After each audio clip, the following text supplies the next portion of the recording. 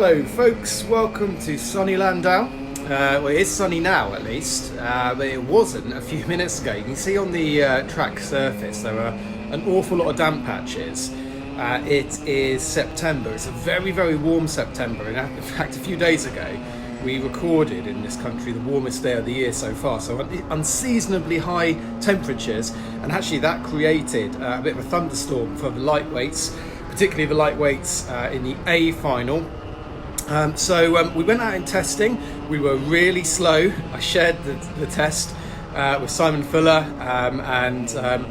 yeah, I was really slow in it, so I was a little bit worried. We're just going out now for our 4 minutes of practice and warm up. So yeah, confidence pretty low at this stage, I have to be honest, but we're now approaching turn one, so the green flag is going to drop now. You can see the guy in front jumping in his seat, trying to get off the line well.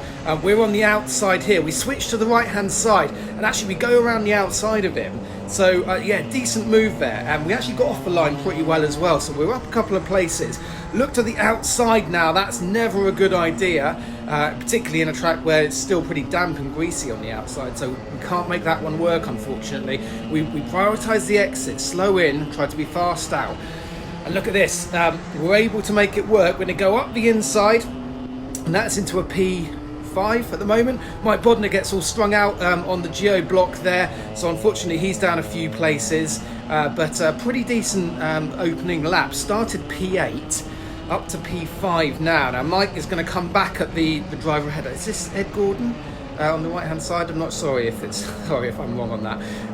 He looks to the left, he covers us off, but we get the kart straightened up, and now we're going to have the inside line for turn sort of one there into two. I have to be really, really careful actually, because there was a really kind of like significant wet patch still there as well, wasn't there? So, but yeah, luckily we held it all together, and we are up into P4.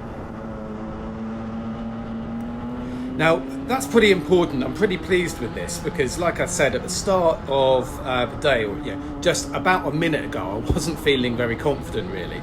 And we've got some pretty good guys in this heat as well. I mean, behind us, I know we've got C1 Tim Williams behind, I mean, the couple up ahead, they were pretty handy. I think the guy who's in second place actually started the A final on pole, I believe, anyway. So we've got some pretty decent people in this heat, and actually so far it's going all right, isn't it? And I'd say if anything, I have managed to catch Mike Bodner ahead of us, we're on for P3 now. If I can string a few clean corners together, then hopefully we will be able to have a little bit of a battle. Now, this is my second time at this circuit. Last year, this corner here, or the one that we've just been through, that was kind of my real Achilles heel. If I was going to lose any time, it was round there. So that was much better. But you see that I've replaced one weak corner with another one. I wasn't doing well out of the sort of previous corner there. At the moment, I'm on the wrong line, trying to avoid the wet patches. But actually, the sort of slightly dry patch was more grippy than I kind of initially thought. But out of that chicane, you're going to see this all day, I'm really slow out of that chicane. And one of the things that I struggled with today was exits. Actually, I've got a good exit here, so commentator's curse in reverse. As Mike's now beginning to go defensive, he's obviously seen I'm there, he's now beginning to go a little bit defensive. So again, like trying to focus on the exit. Yeah, my exits today weren't particularly good. I think I was probably focusing, I was trying to focus on the exits, but I was also trying to focus on just carrying a little bit more speed in with a little bit of trail braking to get the front end to grip up, front end to bite. Possibly doing that a little bit too much and costing myself a little bit on the exits. So you live and learn, don't you? But even whilst I was racing, look at that. You see that Mike gets a much better run out of that chicane. I was doing that all day, and unlike most of my poor driving, I was able to notice this at the time, and I was trying loads of different things. Like initially, I was trying to brake really late. You can actually not brake for the first part of the chicane, hit the right-hander, brake for the left-hander, and then get on the power and drive out. So you can do that. I actually eventually started braking before the right-hand first part of the chicane, So braking early and then trying to get on the power early and power all the way through. I'll show you which part I'm talking about in just a moment. So eventually I was braking about here and then trying to get on the power really early and then power flat all the way through here and all the way up the hill. Whatever I did, it just wasn't working for me, and I can't work out. Someone please help me. I can't work out why I was so slow out of that chicane. Everywhere else where I had poor exits, I think I know that I was just a little bit late on the accelerator, a little bit late coming off the brake, and so that was an issue. But we've kind of got the run here. We're sort of halfway alongside, and we make the slightest of contact. Now I actually waved Mike back through there because it wasn't entirely clean.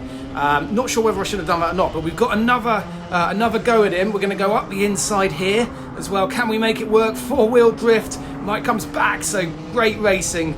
Really, really good, hard, enjoyable battle. And really loving this. Actually, it's a really, really tight battle between myself and Mike Baldwin ahead. Kind of at the end, you have that great feeling. You've had a great battle. You have like a little smile and a nod with the other driver because you've had a really great battle. But I actually got a contact warning for that. It was just for the very slight kind of side-by-side contact that I had with Mike. I'm not sure whether I incriminated myself by waving him back through. I'm not sure if other drivers would have done that or not, but because there's a lot of talk about driving standards and levels of aggression in Club 100 at the moment, and I felt what I wanted to do was do it entirely cleanly, perfectly cleanly. And as there was a slight bit of contact, I sent Mike through. But yeah, like I say, I don't know whether I incriminated myself. I waved him back through. I don't know whether the marshal saw me waving and thought I'd sort of made more contact, but never mind. Yeah, anyway, we're going to have to do it. We're going to have another go. Just there, though, I got a big old hit from behind, and that really ruined our momentum coming out. Now we're on the final lap. It's going to be very, very difficult because we've lost a little bit of time, haven't we? We are, I think, going to claw some of that time back here, but we're still quite a long way away. We're certainly not, as Mike's going very defensive. Mike doesn't really need to go that defensive there because I'm too far behind, but obviously it's the final lap. Better safe than sorry. He certainly doesn't want to be losing it on the final lap. I'm trying to straighten the car up for a better exit, but I've lost too much time on the way in. It wasn't worth doing that there. I think I should have gone in a little bit shallower. Again, Mike going defensive. So it's going to be a good move to get it done in the chicane. We've got kind of one more chance now. But again, losing a little bit of time just on the exit there. Could not work out how to do it. Mike's going to go very defensive again. Can we get the switch back? Can we get on the power earlier and get the switch back? Well, no, not quite. So it's a fourth position. We're over the line. Great little race there. So really enjoyed that. We're on to Heat 2. So that's a P4, sorry. So Heat 2. Now, in this one, again, a little bit intimidated by the company I'm keeping in this heat. A lot of very high quality drivers. So starting in this one, P4, we've got Josh Petty on our right-hand side, although you can't see him. But again, the anti-pole side of the grid actually gets a pretty decent start. And I've actually gone up into third place. But oh no, don't worry, I haven't flipped. The camera has just come loose from its housing on the Nasu panel. Luckily, got some quite interesting shots there, haven't we? Whee, wacky shack. Luckily, it is tethered. I always tether the cameras. It does stay on the cart. It doesn't fly off and hit anyone. I think we're just having an odd look at Kai Crawford there. We're following. Yeah, there he is. So I'm just going to have to tell you what happens in this one. It was a P5 overall. Actually, a really good first half of the race. Got up to P2, challenging for P1. Didn't quite make it work, though I am in the pit lane, able to right the camera again as we move on to Heat 3. But yeah, good little race, but ended up P5. Tried to make a move, just sort of had to bail out of it. Didn't make any contact, but then invariably the three behind me got there very quickly. Now just here, 3 wide. Now here we're 3 wide. got absolutely no control over. I'm getting loaded from both sides. There you are. There's two people. And loads more contact again. It's getting a little bit more pushed wide. Driver on our left actually sends Johnny Wilson through here, jockey through, and we're actually able to take some advantage of that.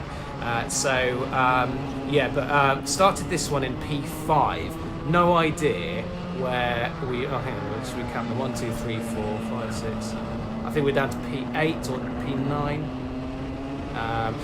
Awful start. So actually, we've got a little jockey send me through there. He might do actually. I saw him pointing his finger. Or is he saying let's move forward together? He might be saying let's move forward together.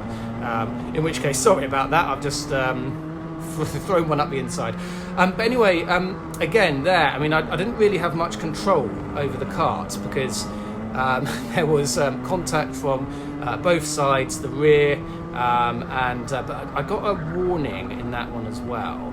I'm very sorry if I did anything wrong, but I'm not, for this one, again, not really sure what I could have done differently there, 'cause, half the lap I didn't have any control over the steering. So, but anyway, look, this race, it's going to settle down a bit. So I'm going to talk about driving standards, because that is something that's big in Club 100 at the moment. A lot of people talking about it. Barnaby actually put on the Facebook group, some of you I'm sure will have seen a day or two ago, that Club 100 are sort of now open to suggestions, because they have asked us, they have told us that we need to improve the driving standards. There needs to be less contact, needs to be cleaner racing, many of us have put some constructive thoughts, constructive criticism forward to try and do that, and I'm going to do so as well, because Club 100's a business that I've really enjoyed supporting, and it is really, really great. And so this is just about making it better. The comments have been sort of largely constructive, and we obviously want to make sure that everyone's having a good time. Everyone wants to be racing fair, etc., etc. So a couple of things that I've got in my head which might work, and please feel free to stick some of your thoughts in the comments as well, so we can get a discussion going. First thing that I would suggest is that if and when the karts are ready for a bit of a revamp, we move to the drop nose cone model, I suppose, where if you make some contact with the front of your kart of anything, with a barrier or with someone else's kart, the nose drops, and as you're coming in to the pits, the scrutineer will check your nose. If you've got a dropped nose, that means you've had some contact, and that means that a penalty is coming your way.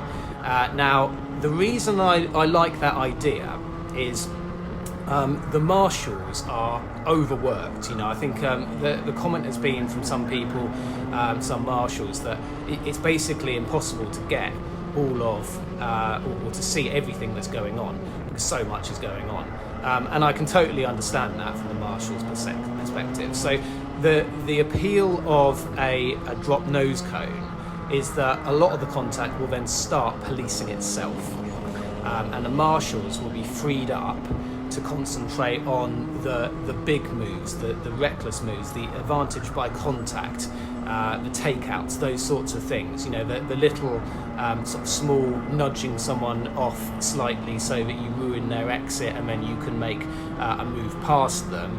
The NASU panel, the nose cone penalties, they will police that. That's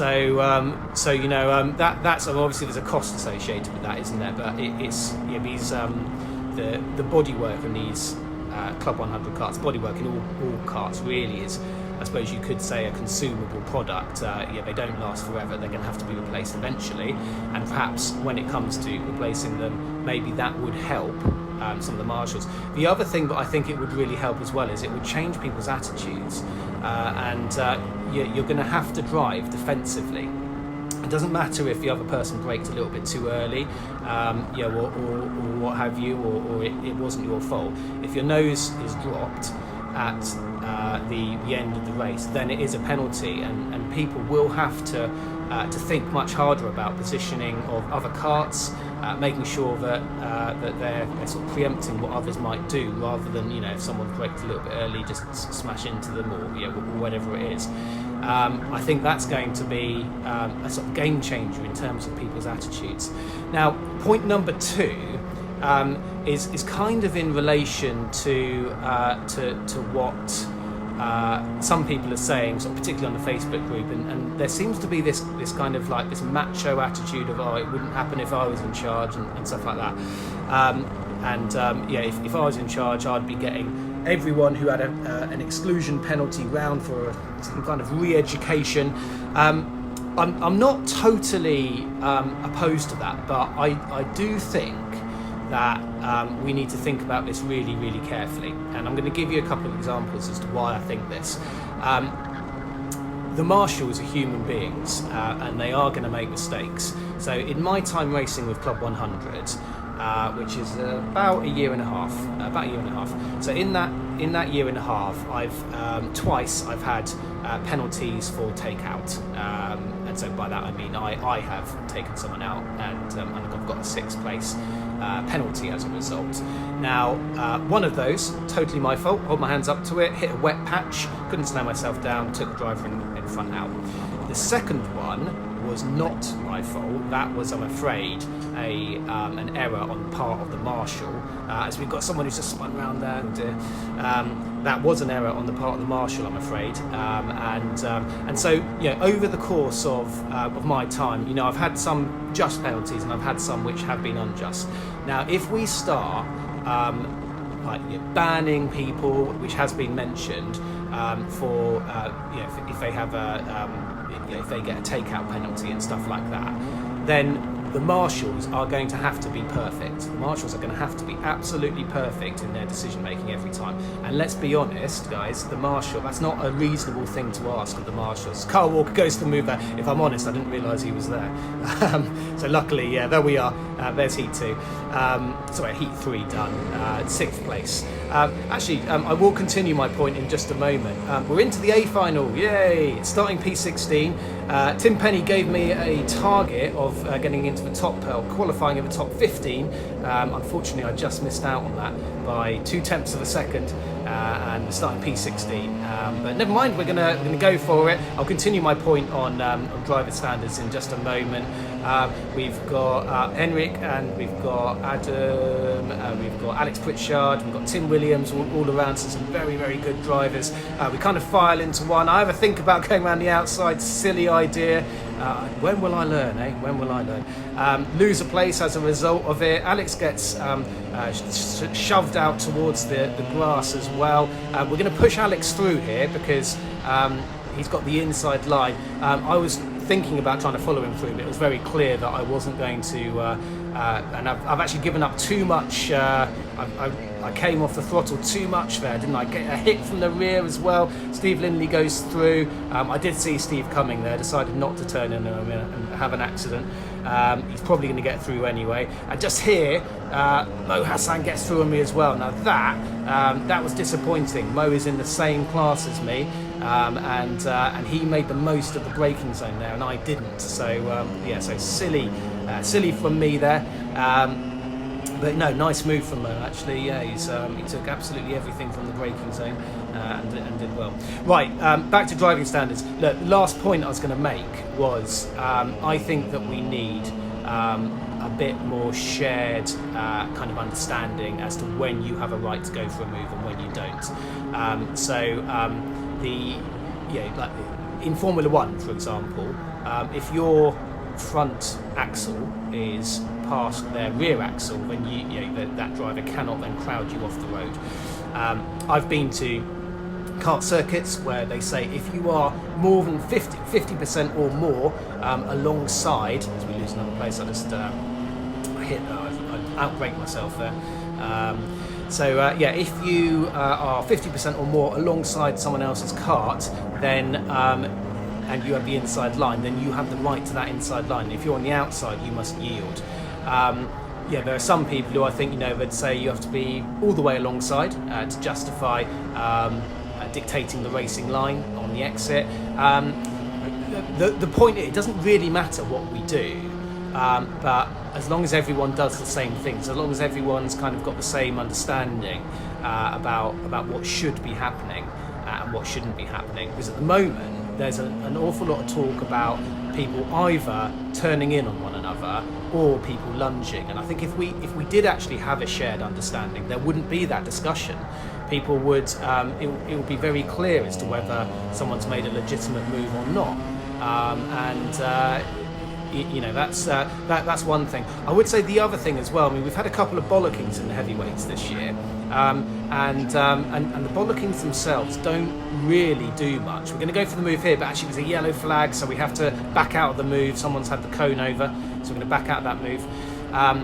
The bollockings themselves don't seem to really do much, but there is one thing I've noticed that is really effective, and that is when JV or whoever's doing the briefing has asked us to do something very specific. It is largely upheld. People largely respect that and do as is asked of them. And so I'll give you a couple of examples. In Lid, where we all had a really good day's racing, very few penalties there. JV said that he wanted us to go through the chicanes in single file. He said, like, if you're not fully alongside, you need to back out, give each other racing room, back out if you're not fully alongside, and go through single file. And actually, the vast majority of people did that. The high-speed S's at Buckmore at the start of the year, I've made a mistake there before because, JV said that if you are Kurt Holmes is going to go for us there. Hello. If you are, the high-speed S's at Buckmore Park go through their single file. And again, at the start of the season, almost everyone did that. Now, I've actually made a mistake there before where I was kind of like, I went through a move, I was sort of halfway alongside. And I think the thing is, new people, particularly to the championship, and actually everyone to a certain extent, as racing drivers, we consider every part of the track an overtaking spot if the opportunity presents itself. And unless we're told otherwise, unless we are told otherwise, I think that when people like JV have asked us to go in single file in certain places, that has been respected. So it's the specifics to each track in the briefings, making it specific as to how and why we are to go racing. That is super effective, actually. That is really effective, and that works really nicely.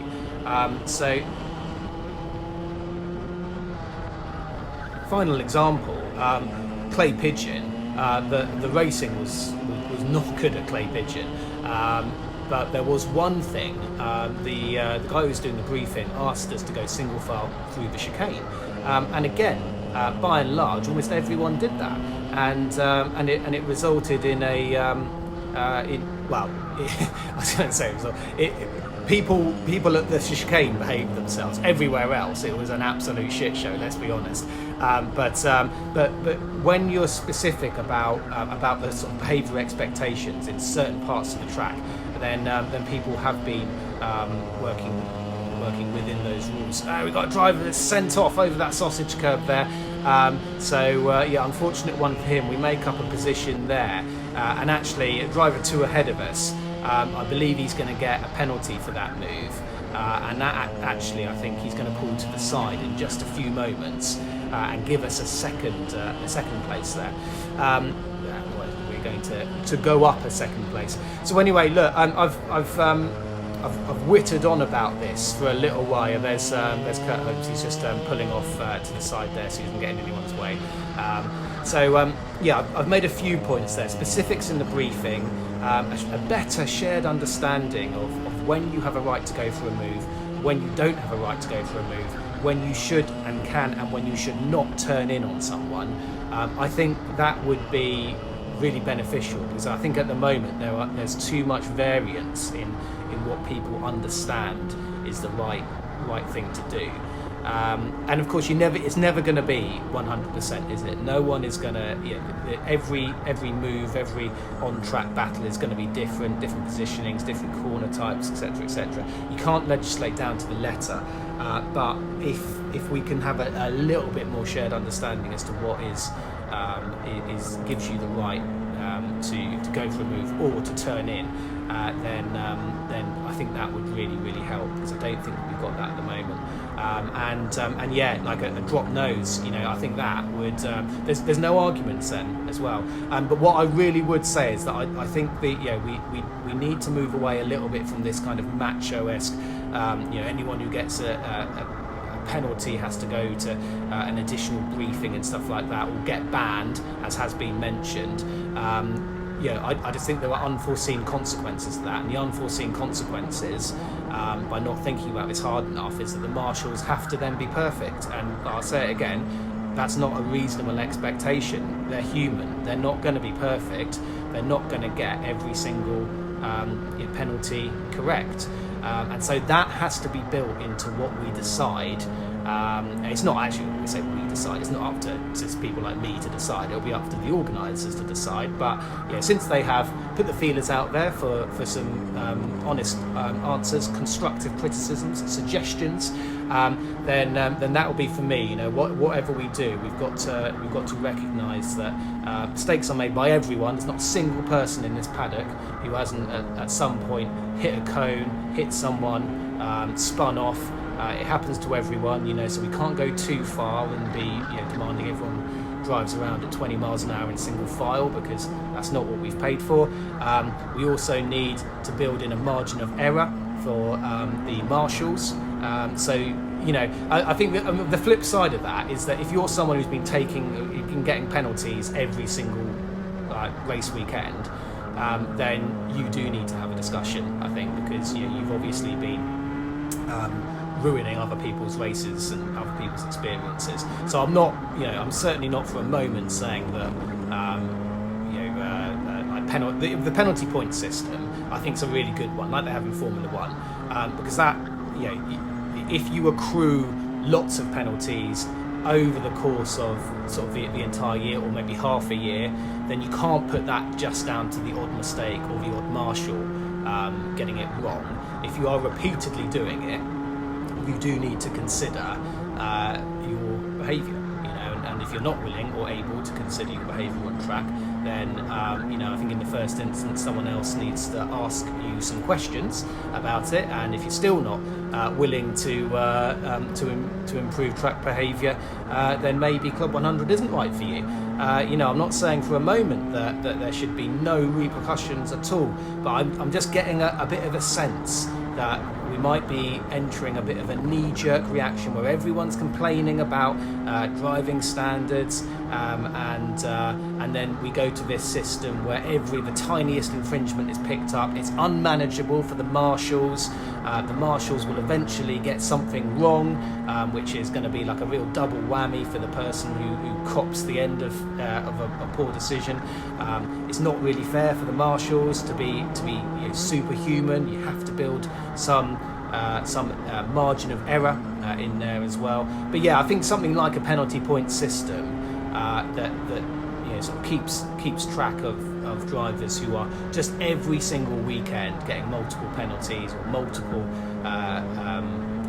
takeouts. You know, I think I'm not necessarily saying that hitting a cone, if you hit like sort of 3 cones a year, that you should have to go to this re-education centre. Some people are suggesting, but you know, if you're taking people out on the regular, then yeah, something needs to be done. But I suppose I'm just saying we need to have a bit of a balance here, and we also need to really carefully consider and think quite hard about any kind of unintended consequences. And I think that if we go too hard on people for getting one takeout penalty, then inevitably, I'll say it again, it's probably the 4th time I've said it, the marshals have to be perfect, and that is not reasonable. You cannot ask the marshals to be perfect, because they are human. So, you know, I'm afraid, yeah, that's well, that's it. I'm afraid. Anyway, look, we are in P16 at the moment. In this A final, we're going to get promoted to P15 because someone ahead of us did actually get a penalty, and so we are up into, I suppose we're in net P15. So our heat results today were a 4th, a 5th and a 6th. I don't think I mentioned that I was I finished 6th in heat, in my 3rd heat, which was heat 11. But anyway, yeah, so 4th, 5th and a 6th. in the heats, a P15 in the A final. I believe there were 26, I think, in the A final. Was there 26, 27, 24? Probably should have checked that before starting this video. But we were sort of, you know, just over mid-pack in the A final, which again, I have to say, I mean, that's actually my best result. Funny actually, because my pace this weekend was actually a little bit slower than it had been in previous, and compared to other people that I'm normally racing against. I actually didn't quite have the pace here, but I did get the results, did churn the results out, and so this is actually my best ever Club 100 finish, 15th in the A final. So thank you ever so much for watching. You know, I hope no one found my my views on how we deal with miscreants too offensive or anything like that. Let's have some constructive feedback and suggestions to the Club 100 guys. Thanks ever so much for watching. I'll see you on the next one. Thanks for watching Llandow Motorsport, a community for racing fanatics.